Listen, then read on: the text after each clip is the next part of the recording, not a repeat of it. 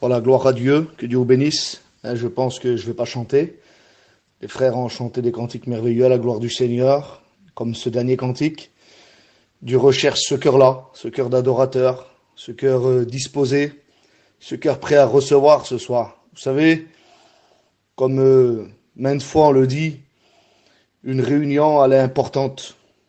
Même qu'elle se passe derrière un téléphone lorsque la parole de Dieu, elle est ouverte. Je réalisais ça toute la journée.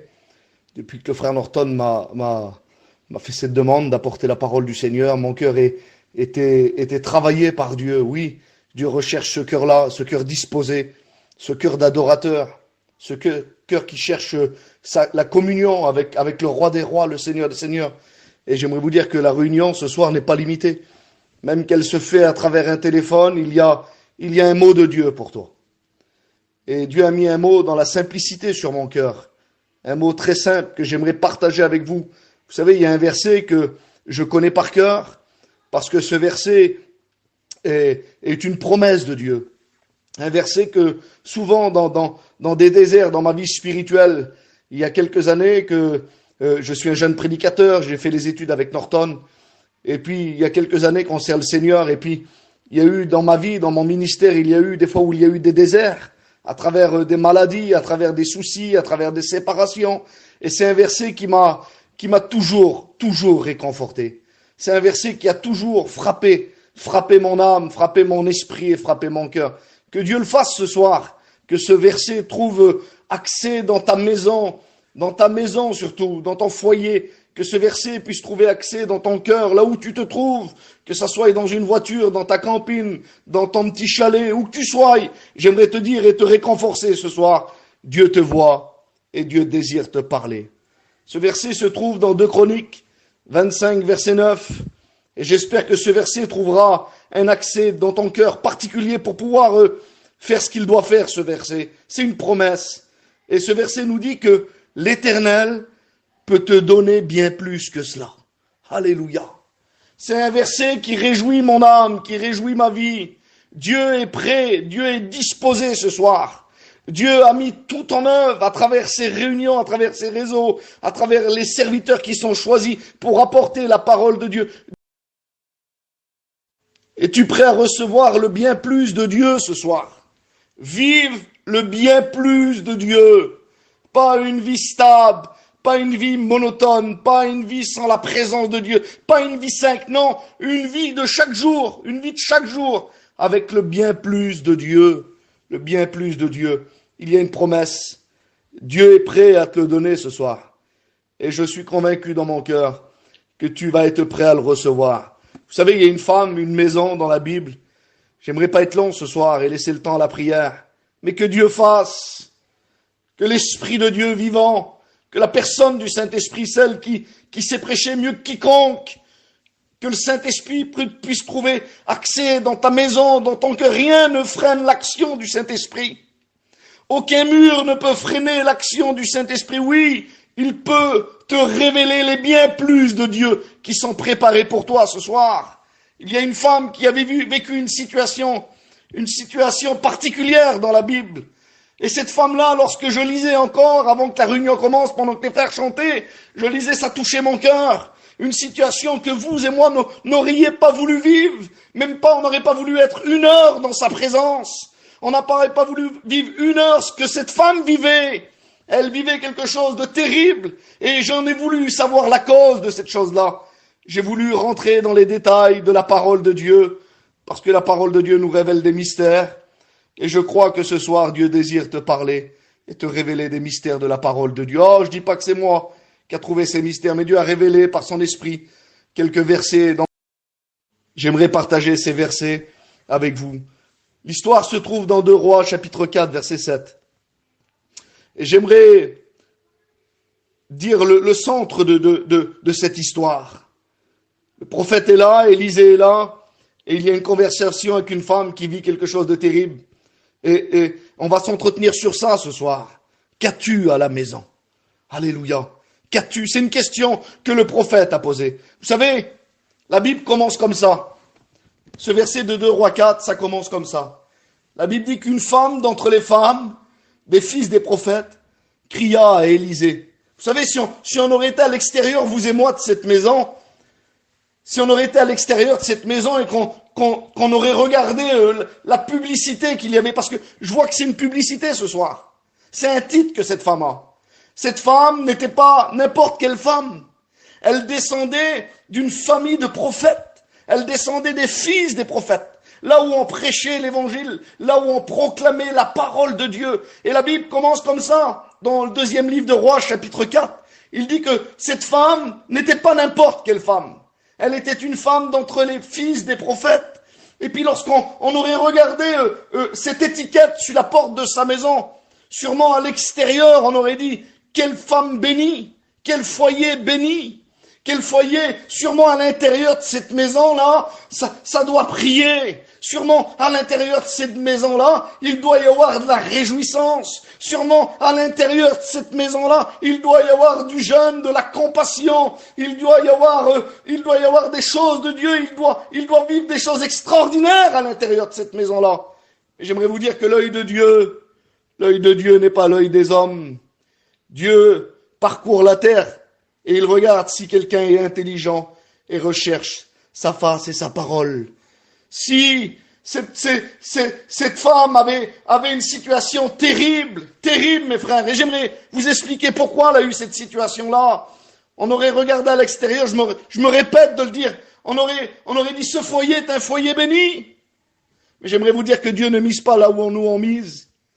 Et si Dieu te parle ce soir, il ne regarde pas dans l'état où tu es, mais il regarde ce que tu vas devenir à travers la parole de Dieu. Oui, parce que la parole est une promesse. Il y a le bien plus de Dieu, bien plus qu'une réunion, bien plus lorsque tu vas allumer ton petit micro qu'une petite prière. Non, tu peux faire ouvrir le ciel ce soir. Tu peux faire ouvrir une bénédiction particulière pour ta maison. La Bible dit que c'était cette femme d'une femme d'entre les fils des prophètes. Et lorsque l'homme de Dieu a ouvert cette porte, le décor était tout autre.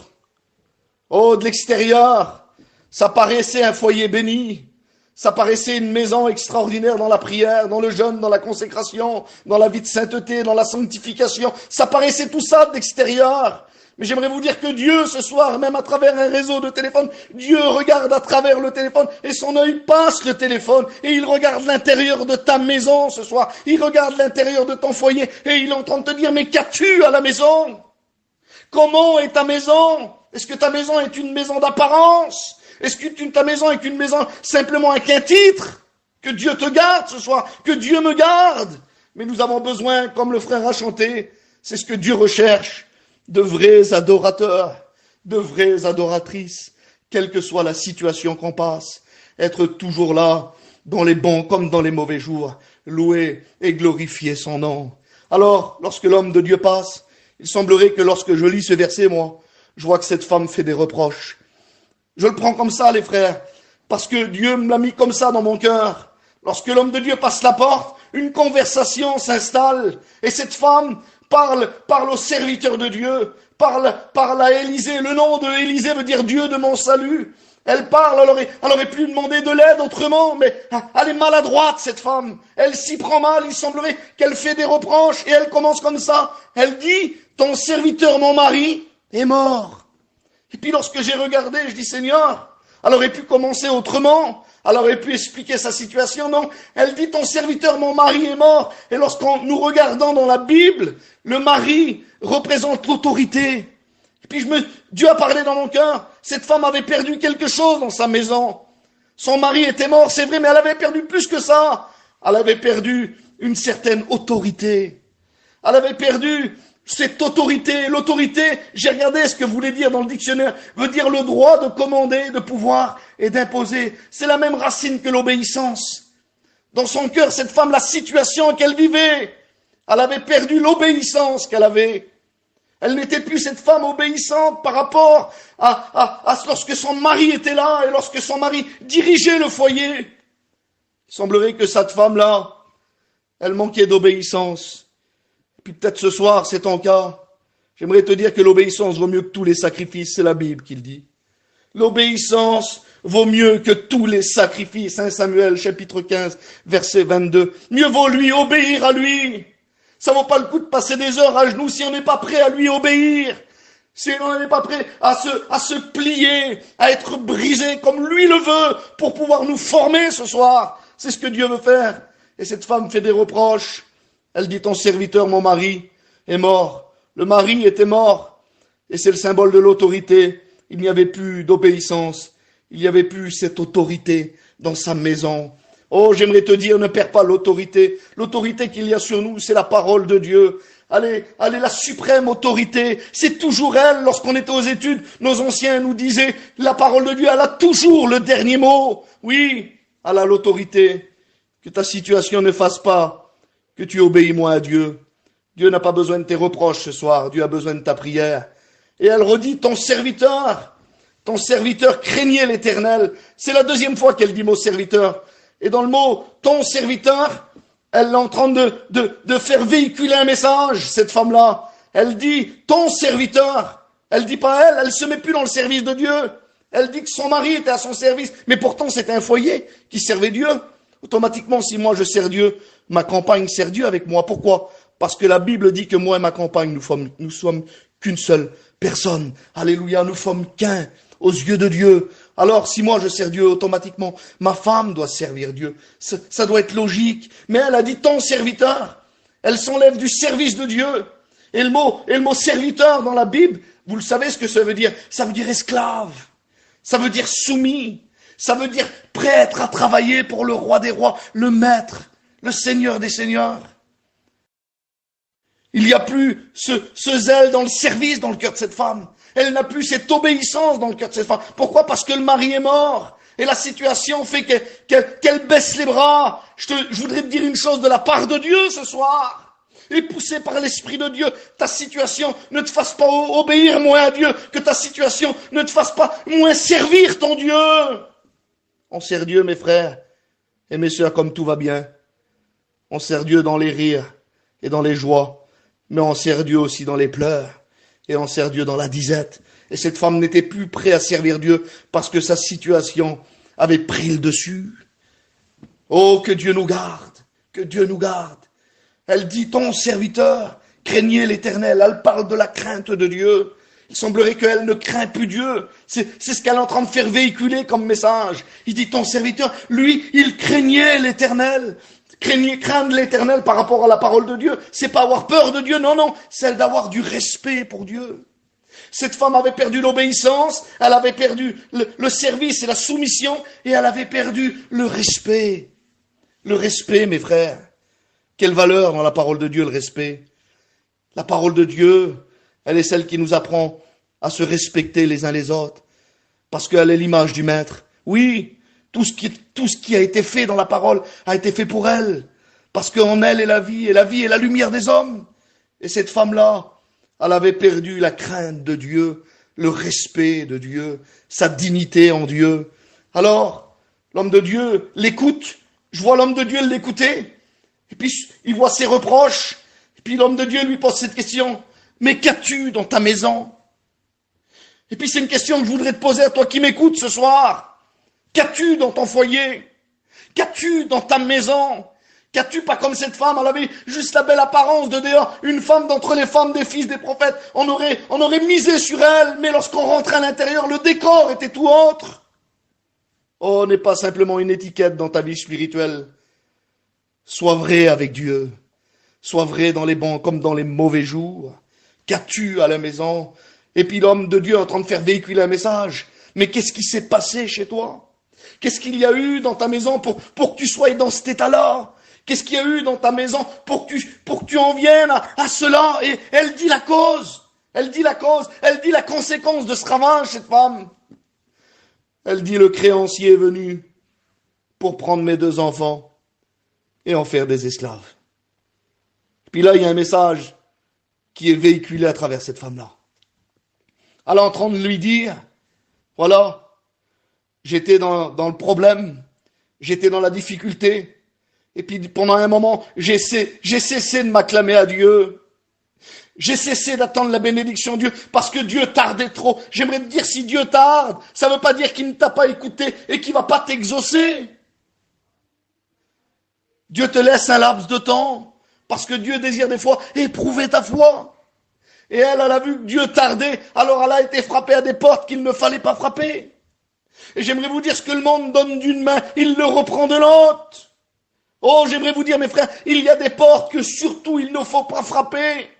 Il y a des portes qui vont vous donner d'une main, mais ils vont revenir pour frapper. Et puis cette femme s'était mise dans la misère. Pourquoi? Parce qu'elle avait été empruntée au monde.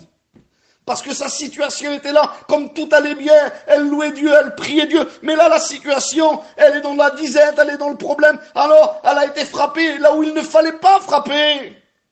Oh, nous connaissons la bonne porte. Nous avons frappé un jour à elle, et elle s'appelle Jésus. Elle est une porte extraordinaire, béni soit Dieu. Elle est une porte qui est toujours ouverte. Elle est une porte que tu peux encore frapper ce soir. Mais cette femme-là, elle vivait quelque chose de terrible parce qu'elle avait été faire un emprunt au monde. Elle avait été emprunter des choses qu'il ne fallait pas emprunter. Proverbe 22, verset 7, il dit, celui qui emprunte est esclave de celui qui prête. Néhémie vivait une situation terrible. 5, verset 5, il dit, nous soumettons à la servitude nos filles et nos filles. Nous sommes sans force et nos champs et nos vignes sont à d'autres. Il parle que nous soumettons nos enfants, et j'aimerais faire une petite parenthèse ce soir aux parents qui ont des enfants qui n'appartiennent pas encore à Dieu. C'est pas en leur donnant tout ce qu'il faut pour aller dans le monde que tu vas sauver tes enfants. Bien au contraire, bien au contraire. Tu as besoin de soumettre tes enfants à la parole de Dieu, parce que tu en es le chef. Cette femme avait mis sa maison en danger parce qu'elle a été frappée dans des endroits où il fallait pas frapper. Elle a été faire des crédits là où il fallait pas faire des crédits. Et j'aimerais vous dire, l'huissier, lorsqu'on lui emprunte, lui, il se trompe pas de porte. Lui, il ne se trompe pas de porte parce que Dieu honore celui qui l'honore, mais Dieu méprise celui qui le méprise. Alors, la Bible dit, Néhémie répète ça, il dit, nos filles et nos fils sont soumis à l'esclavage. Nos champs et nos vignes. Il parle du champ, ça veut dire qu'il parle du terrain. Et j'aimerais vous rappeler, nous sommes le terrain de Dieu ce soir. Nous sommes la vigne du Seigneur. Alléluia. Nous faisons partie de lui, oui. Le Père est le vigneron, Jésus est le vrai cep. Et nous sommes le serment. Alléluia. Nous faisons partie de cette vigne spirituelle. Et gardons plus que tout, comme Naboth un jour a dit, lorsque le mauvais roi voulait prendre sa vigne, il a dit que Dieu me garde. Que Dieu me garde de donner l'héritage, ce que j'ai reçu de mes pères. Que Dieu nous garde de donner ce qu'on a reçu de Dieu lorsque nous sommes dans le problème et dans la difficulté.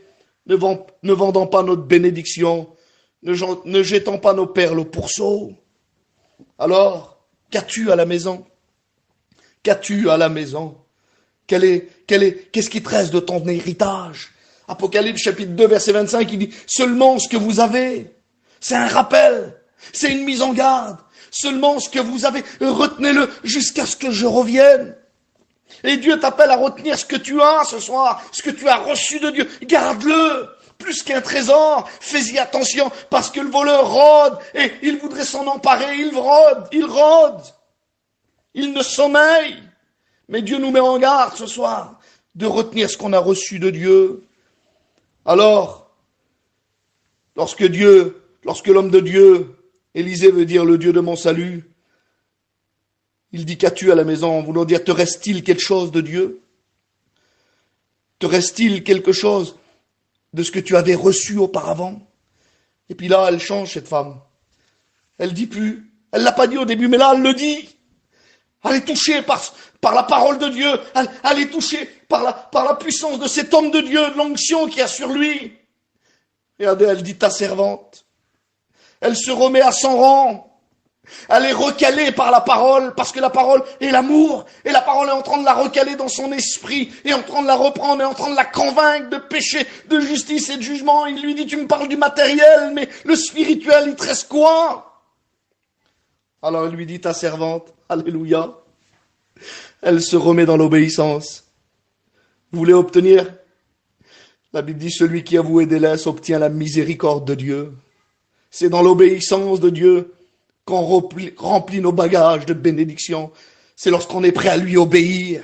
Et c'est ce que Dieu voudrait ce soir. Obéis à Dieu. Obéis à Dieu. Ta servante, elle lui dit, elle l'avoue à Dieu. Il y a peut-être des choses à avouer ce soir. Elle dit, ta servante a rien du tout à la maison. Il n'y a plus rien. Parce que là, le problème est venu, la difficulté est venue, la famine spirituelle est venue. Il y a eu des ravages qui ont été faits. Il n'y a plus rien, mais j'aimerais te dire, il y a le principal ce soir. Il y a Jésus dans ta maison. Et lui, il attend que tu le réveilles. Il attend que tu lui dis, Seigneur, dis un silence. Dis un silence, parce que les problèmes sont là. Ma barque est en train d'être ballottée de droite à gauche, par les hôpitaux, par la maladie, par les difficultés. Seigneur, dis silence. Lève-toi et dis un silence. Oui, Dieu est prêt à dire silence. Mais il faut reconnaître notre état pour ça. Alors elle dit, j'ai un vase d'huile, et je vais terminer. Elle dit, j'ai un petit peu d'huile. Et vous savez, l'huile, c'est le symbole du Saint-Esprit. Puis je vois dans le cœur de cette femme qu'il y a une repentance. La repentance est là et elle se fait dans son cœur. Alors il y a une solution. Lorsqu'on est prêt à se repentir, mes frères, Dieu est prêt à nous solutionner notre problème. Mais il faut avoir un cœur repentant pour ça. Alors il lui dit, va demander. Alléluia. Et foi, va demander, lève-toi. C'est une foi en action. Lève-toi, va. Le petit mot va. Ben Dieu est en train de te dire ce soir dans ta maison, va, lève-toi. Reste plus comme ça. Va demander. Demande de l'aide s'il faut au serviteur de Dieu. Demande de l'aide à Dieu ce soir. Mais Dieu va être prêt à t'aider. Va demander. Et demande pas une petite quantité. Demande pas une petite chose. Demande plein. Ne te limite pas à demander à Dieu. Tu peux pas ruiner le Seigneur. On a un Dieu d'abondance. On a un Dieu qui est riche. Alors, la Bible ne dit pas. Mais j'ai compris quelque chose. Et je vais terminer. Elle demande à son fils de représenter un vase. Et je me suis dit, peut-être que c'est le fils qui a été demandé des vases dehors. Pourquoi l'enfant? Pourquoi pas la mère? Parce que si elle aurait sorti de chez elle et qu'elle aurait été frappée chez sa voisine, elle avait toujours l'étiquette devant la façade de sa maison. Femme d'entre les femmes des fils des prophètes. Sûrement, elle aurait trouvé une excuse. Oui, parce que nous, on cherche des excuses. Qu'as-tu à la maison? C'est une question gênante. Lorsqu'on nous propose, qu'est-ce qu'on dit? Qu'est-ce que tu as chez toi? Qu'est-ce que tu as chez toi de spirituel? C'est une question gênante parce qu'on voudrait faire voir toujours le meilleur de nous-mêmes. Mais j'aimerais vous dire, si Dieu connaît le meilleur, Dieu connaît le pire de nous-mêmes aussi. Les endroits qui ont besoin d'être bénis. Alors sûrement, moi, je dis ça, moi. Je pense que c'est les enfants qui ont été chercher des vases. Parce qu'elle demande à l'enfant, présente-moi un autre vase. Et lorsque l'enfant veut présenter un autre vase, ça veut dire que lui, il a été chercher les vases. Et lorsque lui, il a été chercher les vases, sûrement vous avez vu un enfant. Vous lui demandez une situation à un enfant, il vous dit directement la vérité. C'est pour ça que Jésus a dit à ses disciples, vous voulez rentrer dans le ciel? Il dit, ayez le cœur d'un enfant. Un enfant, c'est l'innocence totale. Un enfant n'a pas de ruse, n'a pas de malice, l'innocence totale. Et Dieu a besoin de retrouver le cœur de l'enfant qu'il y avait en toi. Ce cœur innocent. Ce cœur avec le feu du premier amour à l'intérieur. Combien de fois tu lui disais dans la journée que tu aimais Jésus? Aujourd'hui, il semblerait que les journées passent trop vite et on n'a plus le temps de dire à Jésus qu'on l'aime. Alors Jésus, l'homme de Dieu, lui donne la solution. Il dit, ferme la porte. Ferme la porte. Et puis il serait temps de fermer la porte sur certaines choses. Ta porte est trop ouverte dans ton foyer sur des choses qui sont en train de te faire mal. Et c'est pour ça que tu vis des disettes spirituelles. Mais l'homme de Dieu a donné la solution et Jésus est en train de te donner la solution. Ferme la porte. Ta maison n'est pas une maison que tout le monde peut rentrer comme il veut. Dommage qu'on n'a pas le temps. J'ai fait l'expérience un jour avec ma maison. Quelqu'un est venu frapper à ma porte à une certaine heure. Et je vous le dis, j'ai vécu une expérience terrible. Parce que c'était pas une personne bénie qui est venue frapper à ma porte à 4 heures du matin. Le péché couche à notre porte, mes frères. Mais nous devons dominer sur lui. Vous savez, je vous donne ça et puis j'arrête. Le coronavirus, pour faire du dégât à l'intérieur d'un homme ou d'une femme, il faut qu'il rentre. Tant qu'il est à l'extérieur, tant il ne fait pas de dégâts. Tant que vous se protégez, tant que vous êtes gardés. Mais lorsque le coronavirus rentre à l'intérieur d'un homme, par la salive ou par les yeux, je ne sais quoi moi, et bien là il commence à se mettre en action. Et bien le péché c'est pareil mes frères. Tant que le péché reste dehors de nos maisons, il ne peut pas faire de dégâts. C'est lorsqu'il rentre dans nos maisons qu'il commence à se mettre en action. Et là, il va faire des dégâts et des ravages. C'est pour ça que Dieu nous met en garde ce soir. Dieu nous met en garde. Présentement, encore un vase, il n'y en a plus. Dieu est prêt à remplir tous les cœurs ce soir. Parce que c'est l'abondance. Tant que l'enfant présentait des vases, tant que l'huile ne cessait de couler. Mais lorsque l'enfant cessa d'amener des vases, l'huile cessa de couler. Ça veut dire qu'on ne peut pas épuiser l'abondance de Dieu. T'as demandé pardon hier, t'as tombé aujourd'hui. Tu as le droit encore de demander pardon à Dieu parce qu'il veut encore te remplir ce soir. Il veut encore te convaincre de péché, de justice et de jugement parce qu'il t'aime et il veut te sauver. Il veut te sauver. Il veut sauver ta maison. Ferme la porte ce soir. Qu'as-tu dans ta maison? Qu'as-tu dans ta maison? Je relis ce verset d'introduction. L'Éternel peut te donner bien plus que ça.